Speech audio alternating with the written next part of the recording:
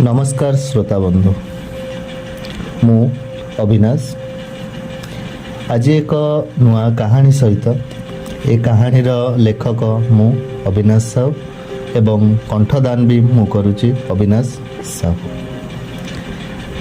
आज यही कहानी आमे प्रेमर मूल्यबोध से बुझा सह संज्ञा निरूपण करिपरिबा।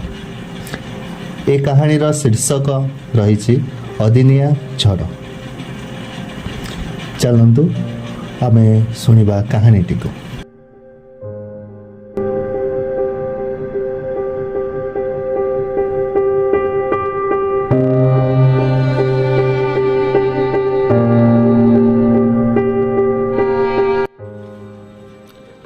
से दिन थिला मंगलबार। रामबाबू नई नई फेरुथिले गाँ मंदिर। हठात घोटी आसीथिला कलाहांडिया मेघ। से मेघ जेमिति घोटी आनीथिला तांको जीवनर एक अदृश्य कठिनर परिस्थिति। से आरंभ कले जल्दी जल्दी जीवाकू घरकू। घरे तांकर अपेक्षा करी रहिथिले तांकर धर्मपत्नी मीरा। ताक कथा एते सुंदर थिला जे एते मधुर थिला जे थरे शुणिदेले इच्छा हुए बसी रहिबाकू एवं तांक ठारू आउ दुई पद शुणिबाकू एवं गपिबाकू। रामबाबू तरतर हेउथांती घरे पहुँचबाकू, हेले तांको पादरे सेतिकी शक्ति न थाए कि जल्दी पहुँचबाकू। वर्षा आरंभ होई गला। रामबाबू भिजी भिजी चली थांती घरकू।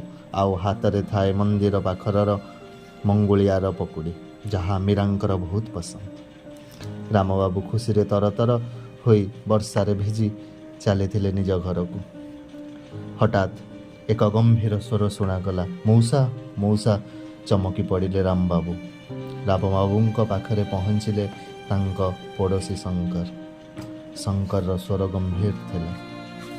से धीर स्वर रे कहिला, मौसा जल्दी चल, माउसीर देह कौन हो जाउछि। निज गोड़े शक्ति नथिले भी जल्दी जल्दी चलिले आउ घरे पहुँचिले। पहुँची देखिले घर आगरे बहुत लोक जमा होते। धीरे धीरे रामबाबूंक पाद आहुरी धीरे धीरे पड़े। से घर भीतर को जाई देखिले तांकर प्रिय मीरा अचिंता निद्र रे शोइछि। आउ तांक आखिरु बोही आसिला अश्रुर दुईटी धार। से तांक पकेट्रु बाहर करथिले सेई मीरांकर मन पसंदर पकुड़ी। से सेई पकुड़ी मीरा माउसींक पाटिरे देइथिले एवं देई देउ रामबाबूंकर प्राणवायु मध्य उड़ी जाइथिला। से तांकर प्रेमर शिक्षा देई चलीगले सिना, हेले आमे बेले बेले से दिन राति कथा मने पड़ी गले। लागे जेमिति से दिन राति कौन नहीं आसीथिला तांका जीवन रे एक अदिनिया झड़। नमस्कार।